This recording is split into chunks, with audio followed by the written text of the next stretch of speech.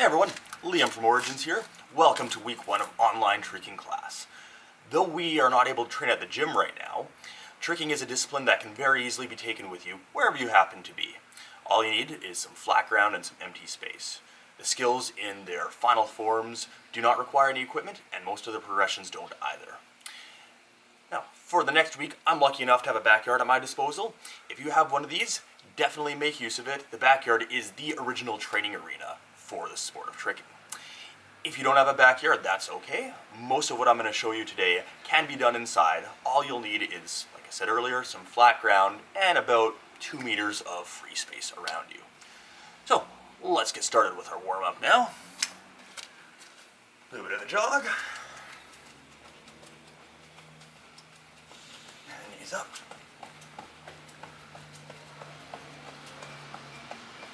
And one foot. And switch. And 2 feet.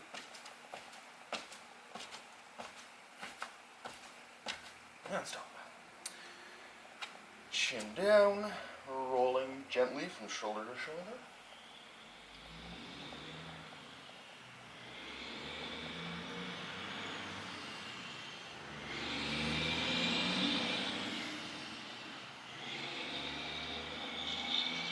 Arm circles.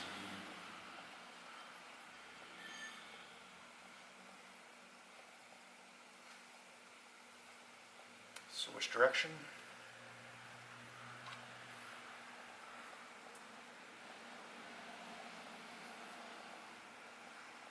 Crossing the chest.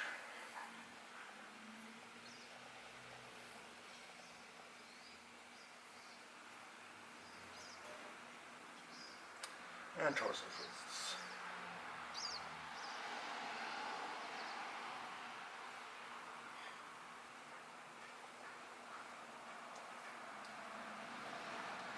Okay, feet together. Keeping the knees straight. Reach as low as you can. Back up. Down. Moving to our hands and knees now. Shoulders are going to rock forward and backward. Going to get our wrists loosened up.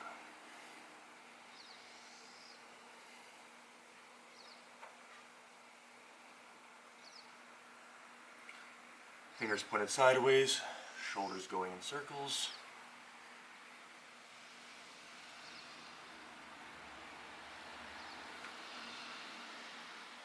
And switch direction.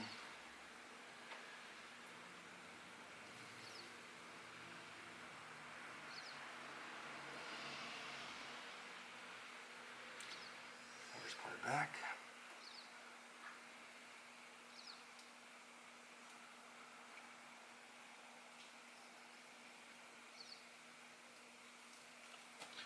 Into a squat now.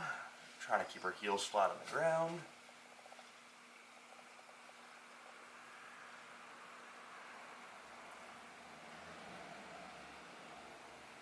And stand up.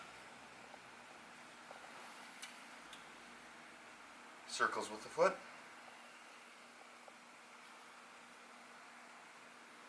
Other direction.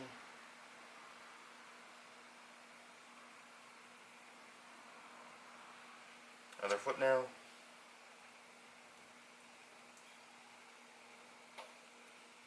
Other direction.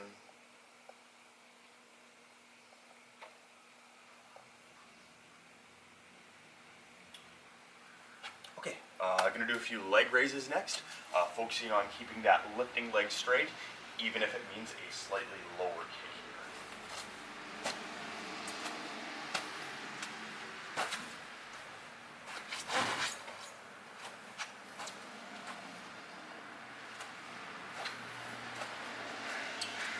Okay, moving on, we'll do a few crescent kicks. So these are the ones where we draw circles with our feet. The inside crescent kick is going to come from the outside of your body to the inside.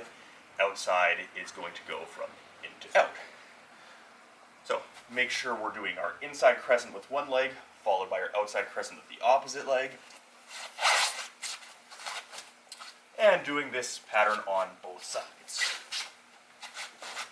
always making sure that before that kick comes out, we're spotting the thing that we are kicking toward.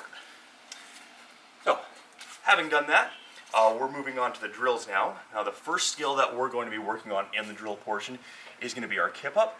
This is a move that takes us from lying flat on the ground to standing up on our feet.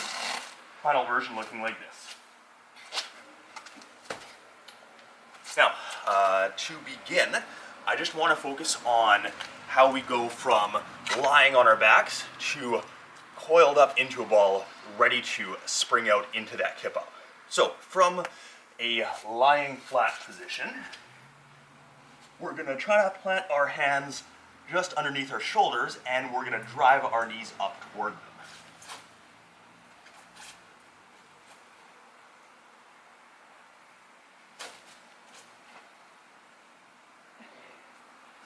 Now notice as I do this, I try to get as much of my lower back off the ground as possible. As my knees are in my shoulders, I'm also making sure my heels are close to my hamstrings, so I don't want to end up tucked like that. Heels need to stay in.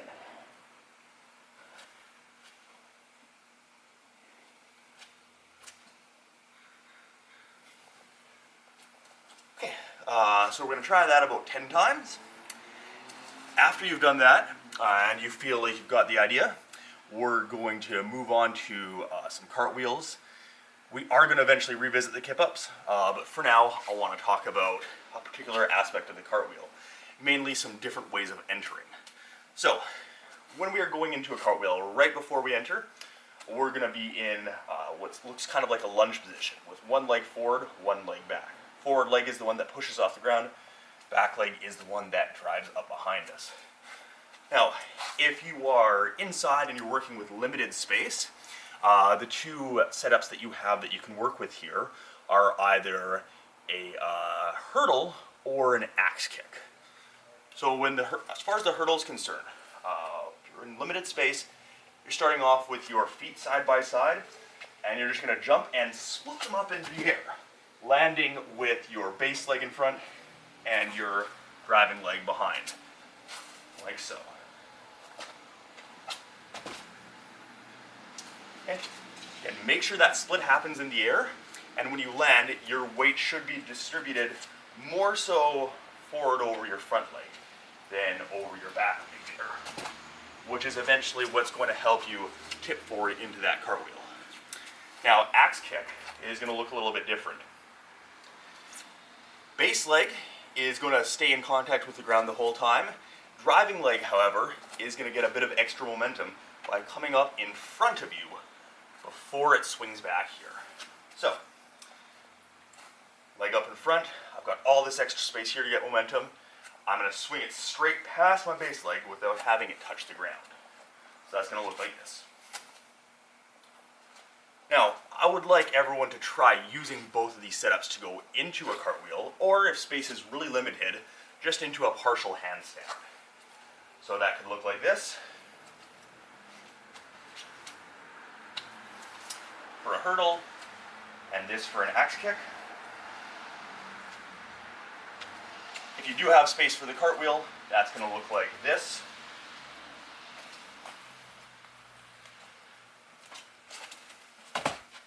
Or like this. Okay, so if you happen to have a backyard right now and you've got a bit more space, you may also experiment with a spin step approach or with jumping directly into your cartwheel from 2 feet. So, spin step approach, I'm going to start out facing the direction I want to go. I'm cartwheeling this way, I'm going to start facing this way. My driving leg is going to step in front of my base leg, turning me halfway around. My base leg is then going to step behind me, keeping that circle going, and get me facing forward again. So I'm doing a circle halfway at a time with each step. Not very satisfied with that one. We'll do one more.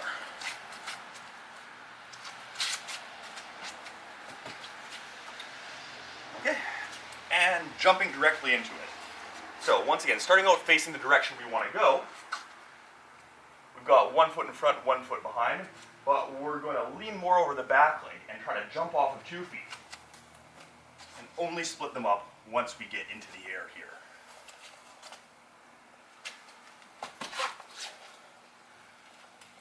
Okay, so go ahead and experiment with those takeoffs as long as you need. Don't worry too much about how the actual cartwheel comes out once you're in the air. At this point, just focus more on how you're getting into it. Now, final skill we're going to work on in the drill portion is going to be some kicks that use a pop takeoff. Now, when we're using tricking terminology, pop means we're stepping into a jump 1 foot at a time, but our feet are coming off of the ground together. Now, when we talk about pop kicks, we're typically talking about turning halfway around so that we face away from our kicking target before we jump and spot it again. So if my target is over here, I'm going to step into that pop kick. 1, 2, turning away from the target. I'm going to look over my shoulder and spot it again. And when I jump, I'm going to land facing it. So in these first few drills here, we're actually just working on the spotting. We're not worrying about putting any kicks into there yet. So, target is over here. I'm going to step in 1 foot, 2 feet, face away from the target, jump, turn and spot it again. Now, what I just demonstrated was a clockwise twist, a right spin. Most of you will likely be spinning the other way.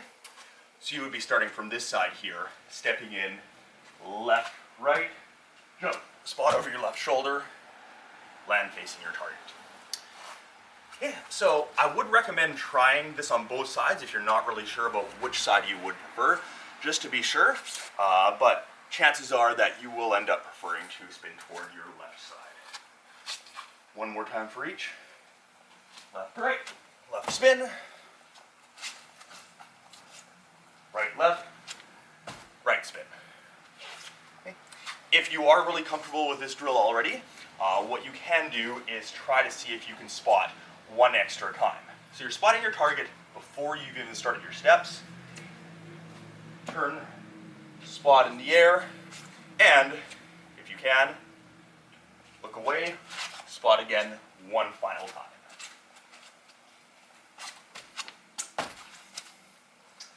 Let's see if I can do the other side here. All right, so moving on, we're going to revisit the kip-up.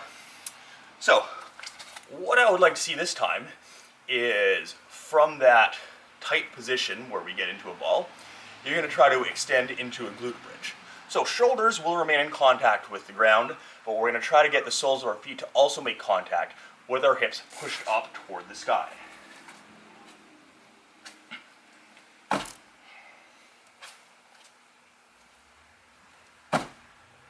notice how I've started to gain a little bit more momentum for this by starting off in a seated position. From here I can actually use the soles of my feet to push myself back into the tucked position, and then shoulders stay down, feet come down to the floor. Now, if you are quite comfortable with kip-up already, the more advanced challenge that I would have for you is to use a somersault to get into this. Starting out, feet planted, hands on the floor in front of you. Gently get your shoulder blades onto the ground. Once they're in contact, keep them there while you extend into that glute bridge position.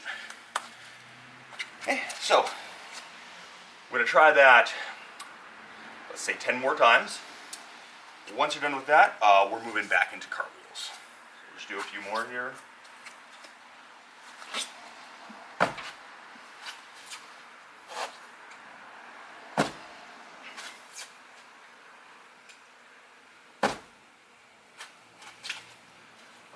So, cartwheels. Want to focus now on some variations we can do while we're partway through the cartwheel. If you have enough space like this, we're going to be working on our one-handed cartwheels. If you don't have this much space, we'll be working on our broken cartwheels here. So starting off with a lesser amount of space, broken cartwheel, known in capoeira terms as o batido.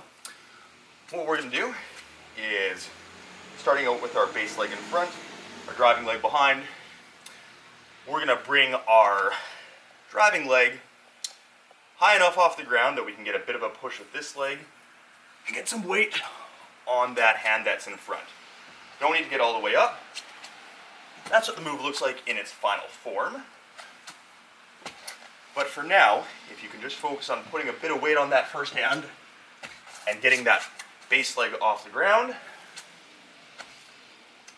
we're going to be making some progress there.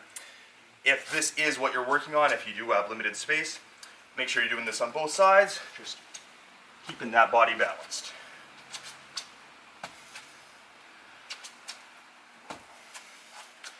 Okay.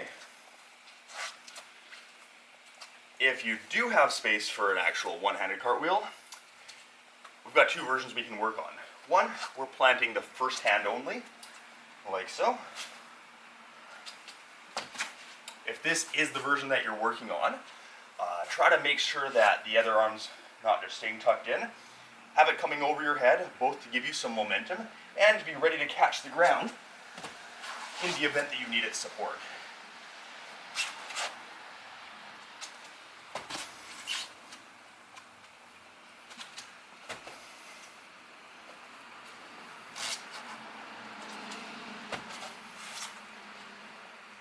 For those of you who are already very comfortable with this form of one-handed cartwheel, I'm going to challenge you to trying the other version where we plant the second hand instead of the first hand.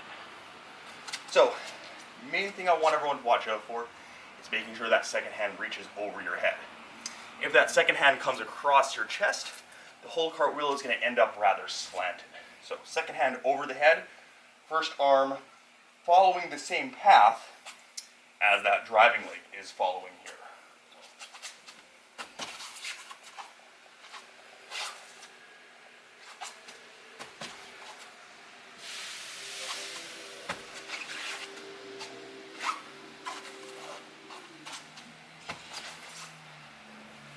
Okay. If you can get a bit of a jump going into this, that's going to make it easier to make that second arm go over your head, and it's also going to get you a little bit closer toward a no-handed cartwheel. Okay, moving back onto our pop kicks now. I would like everyone to start actually releasing a kick once you spot that target there. So, if you are spinning toward your right side, right leg is going to be the first one to come across the target. That's going to be the one that's throwing the kick, so that's going to be an outside crescent kick. If you're spinning toward your left side, left leg is going to be the first one to come toward the target. So again, we'll be throwing an outside crescent kick just with the other leg there. Again, if you're not really sure about which way you prefer to spin, definitely try this one on both sides. Right step, right spin, right kick.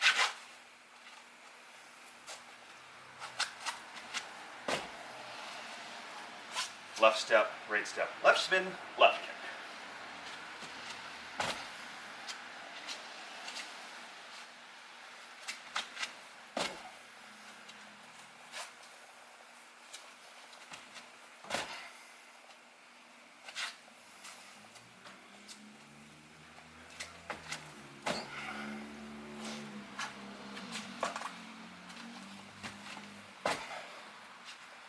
Okay, so give that at least 3 tries on each side. Once you're done that, we're going to come back to our kip-up here. Now, a couple progressions we can do. We can either try to extend into a full bridge rather than a glute bridge, and that works from either our forward roll or our simple lying down position.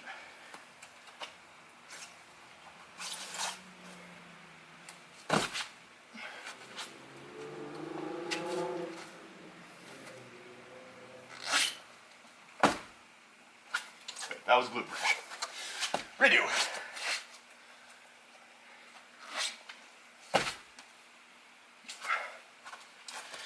I thought I had beaten the rain, but apparently I haven't. So grass is a little bit slippery out here.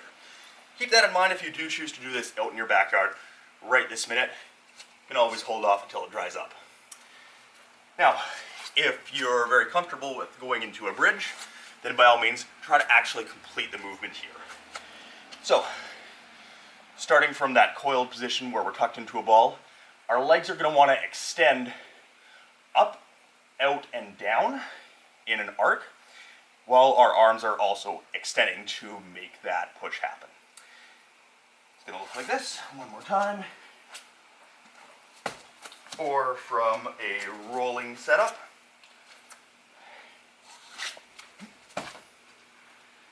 Now, final challenge for anyone who's already very comfortable with kip-up.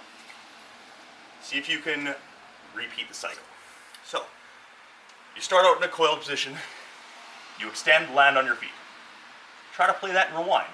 End up back in the coiled position without simply rolling onto your back. This is traditionally known as a rubber band. It's going to look like this.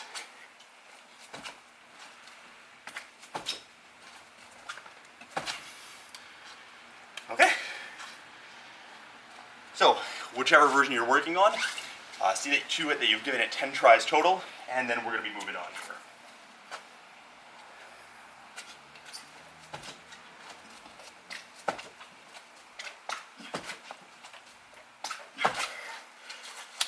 Alright, so, cartwheels.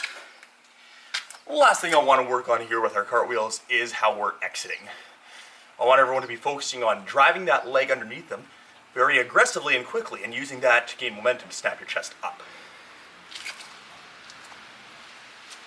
Use whatever setup you like here.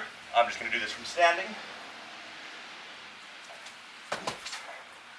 So, in my case, my left leg is my driving leg here.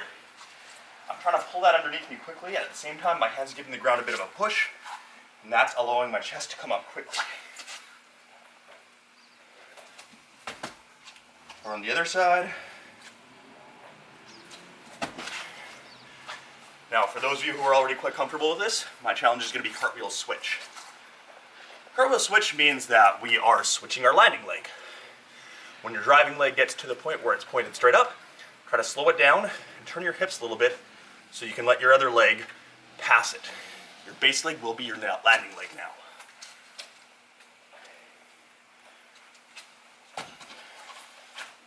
Like that one.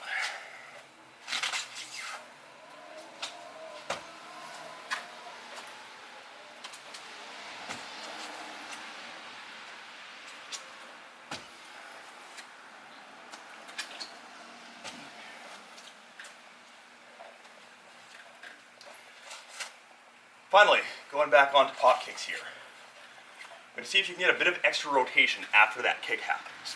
So, starting out facing my target, stepping in, facing away, turning, spotting the target, releasing the kick. I'm going to try to land facing away one more time.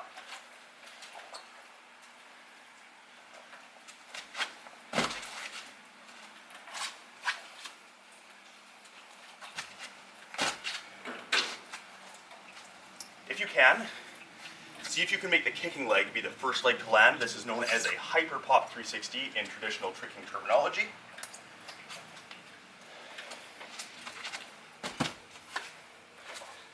And the opposite side going uphill. Okay, so try that 5 times on your preferred side. You probably have one by now. If you don't, then go for 3 times on each.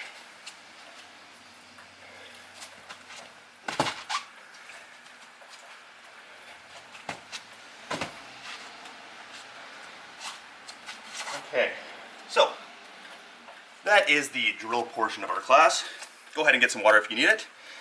And then when you come back, we're going to be working on some other moves in a bit more depth here. Okay, so first skills we're going to be working on here are our tornado kick, and if you're quite comfortable with the tornado kick, the 540 kick. So if you're not familiar with tornado kick, this is an inside kick where the leg comes from the outside of our body toward the inside, where we jump off of the kicking leg here. Full movement looks like this.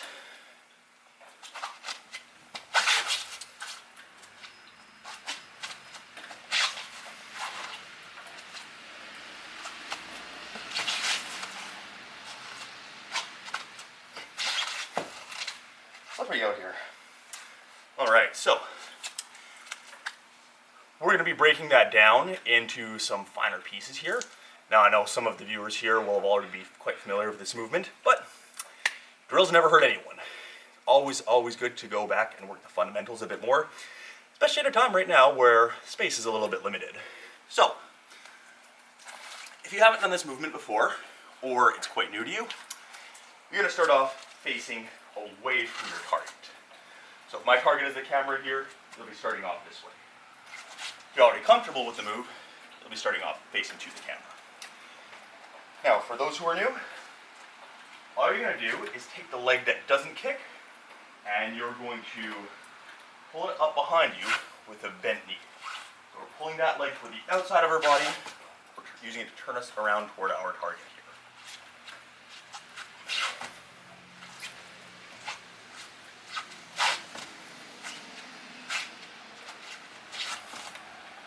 Only once you actually spot your target do you want to extend that leg back down toward the ground.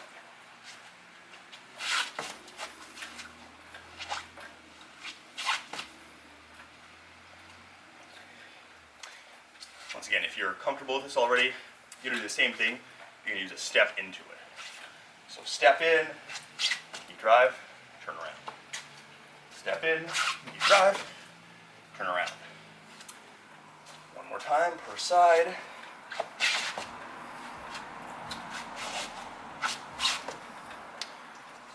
So phase two.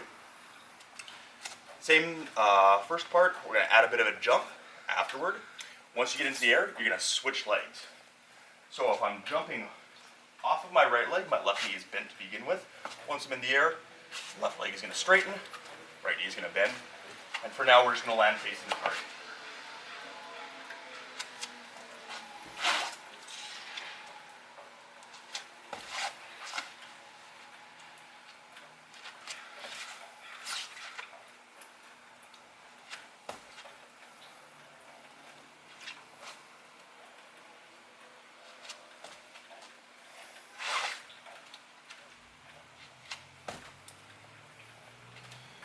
Once again, if you have more experience in this move, use a step to go in.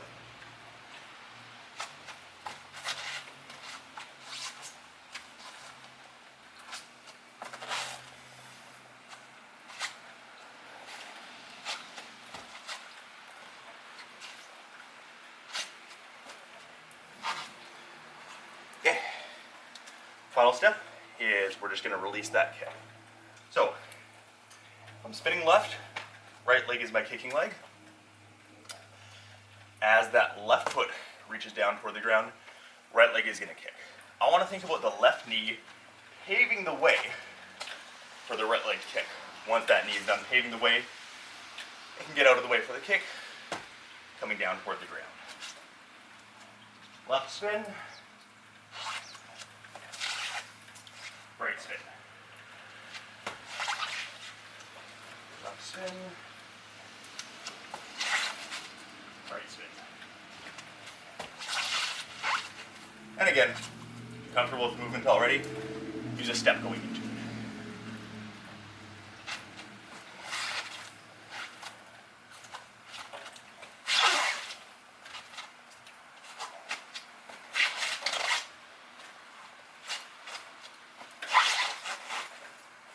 Okay, so if you are already quite comfortable with what we've done this so far, then we're going to start moving on. If you feel like you could use a bit more work on this part here, go ahead and pause and just get a few more repetitions on this. Now, I want to start getting us moving toward our 540 kick. So 540 kick is the same movement as the tornado kick. Difference being we need to turn our hips a little bit more in order to land on the kicking leg. So, movement in its final form is going to look like this.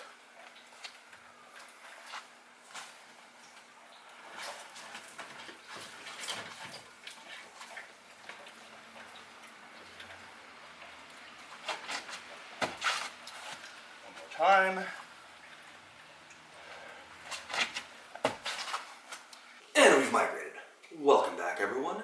The next few drills we have are better done indoors rather than outdoors, and and they are to do with the hip turn that needs to happen in order to get comfortable with 540 kick. So for the first one, I'd like everyone to start out lying down on the floor, and we want to think about how we used our non-kicking leg in a bent position to pave the way for the kicking leg in a straight position earlier when we were doing tornado kick.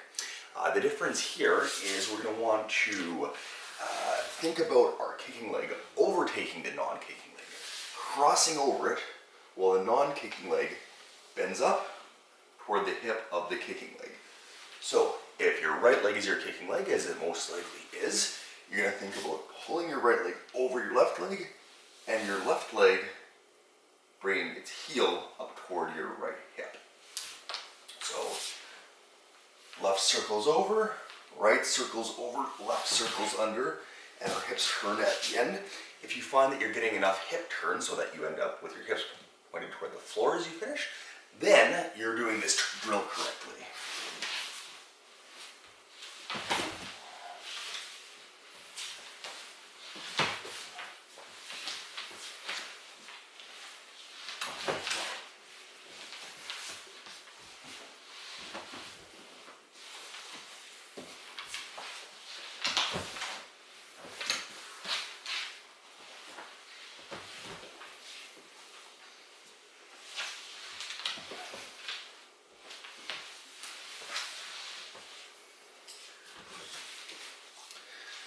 If you're already pretty comfortable with 540 kick, you can also use this drill to adapt for working on your jackknife, which would be a 540 kick, where as you finish that turn, the other leg throws an outside kick at the very end.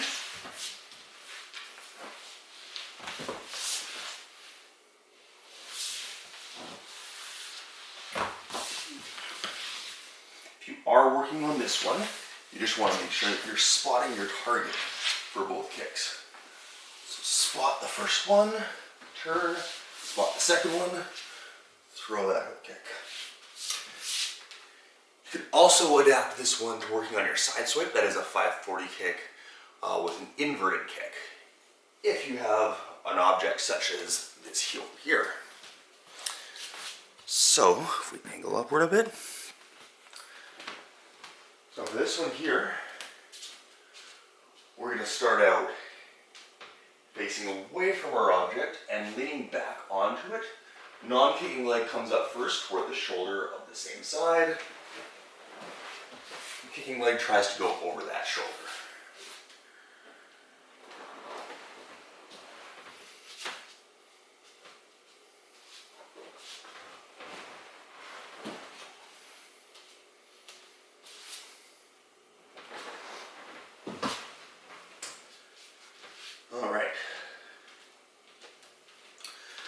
Next 540 drill is going to be better worked on this side of the room. And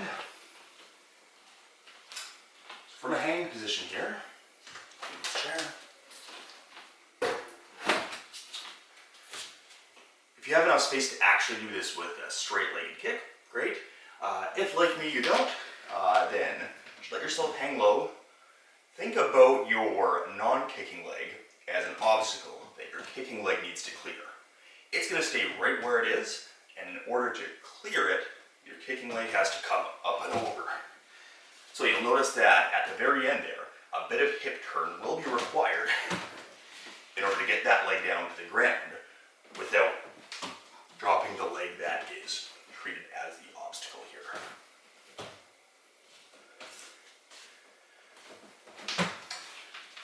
If you start out with your foot turned sideways, externally rotated a bit, your whole body turned in that direction, you can start to actually simulate the rotation that happens in the complete movement here.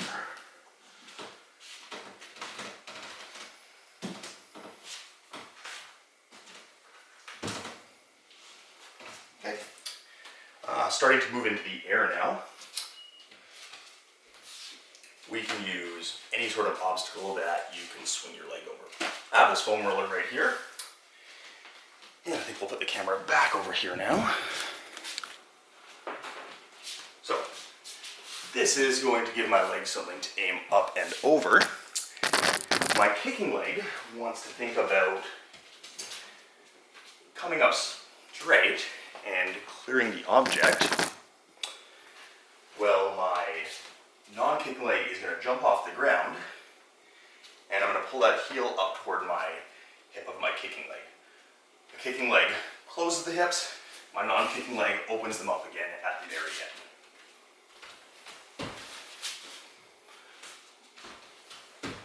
So, starting out facing my target, as I close my hips as I'm completing that kick, out of the way, and at the very end, I spot it again.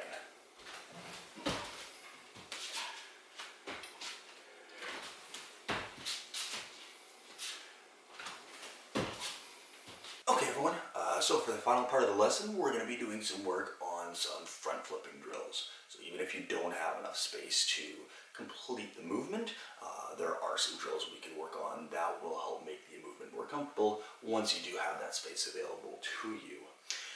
So to begin with, I just want to talk a bit about how we approach our front flip. This is a great time to work on our gather step takeoff, which is very similar to what we used going into our pop kicks earlier, except without the sideways turn. So how this is going to work is you're going to want to step into a jump 1 foot at a time. The jump is a 2-foot takeoff, but the approach has our feet coming in one by one. 1, 2. Once we're here, we're jumping off 2 feet at once. Now, don't have a whole lot of height in here. Can't jump especially high, but I can work on that time. 1, 2. Take off. Key is here, I want to think about the first foot reaching out in front of me. When the second foot catches up, so too does the rest of my body, and that's when I want to take off. Now the advantage to an approach to a front flip, such as a gather step, is that it is transferable to any type of surface.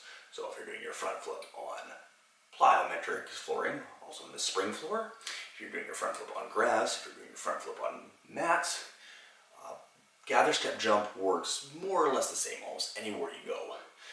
More traditional punch style takeoff for a front flip.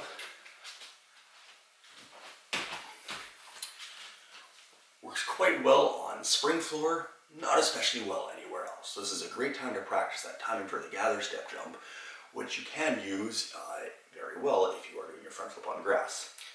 Unfortunately, in the time between coming in here for the 540 kick drills and now, rain has picked up a little bit, so I'm not going to be going back out onto the grass at the time being.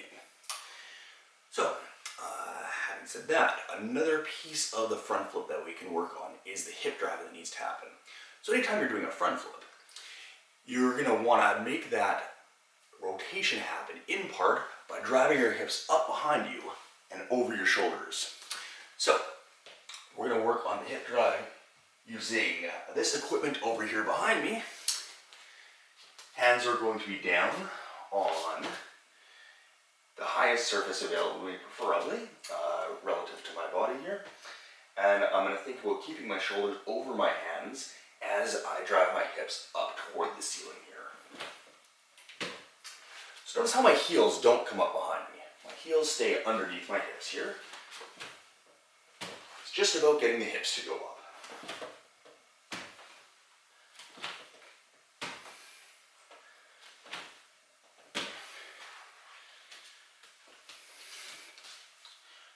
Okay, so next I want to quickly hit somersault here. So if you already know how to do a somersault, it's fine. Still good to hit a couple repetitions. Always work those fundamentals like I was saying earlier. And if not, then quick primer. We're starting out with our hands just in front of us, our knees just inside our elbows here. That hip drive that we just practiced is going to be relevant, but I also want to think about leaning my shoulders past my fingers before I start to bend my elbows. When I do bend my elbows, that's when my hips come up and over, and I want to keep my chin into my chest. Making sure I'm pulling on my knees at the end is what's going to allow me to get my feet underneath me and complete standing up.